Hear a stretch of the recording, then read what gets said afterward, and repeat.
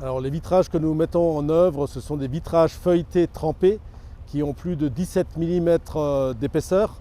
Ce sont deux glaces de 8 qui sont assemblées par des films. Et ensuite on réalise encore pour certains un sablage décoratif. Ce sont des verres qui pèsent 40 kg au mètre carré. Donc nous allons être pour les plus grands volumes sur un poids entre 350 et 400 kg. Au total, 42 panneaux verriers doivent être installés, dont 22 avec un sablage spécifique pour donner un aspect décoratif au belvédère. Pour cette opération délicate, l'entreprise Verissima, installée à Götzenbrück, a fait appel à un sous-traitant muni d'un palonnier pour manipuler les vitrages et les positionner sur les attaches.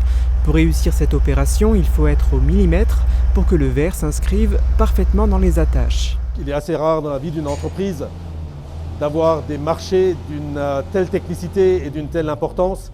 Et nous sommes particulièrement fiers de la réalisation de nos équipes pour ce belvédère en plein milieu du village. Il a également fallu faire preuve de minutie pour installer au préalable ces attaches. Toute la semaine dernière a été nécessaire pour accomplir ce travail. Le verre ne pouvant être repercé par la suite, il fallait être extrêmement précis sur la fixation des attaches.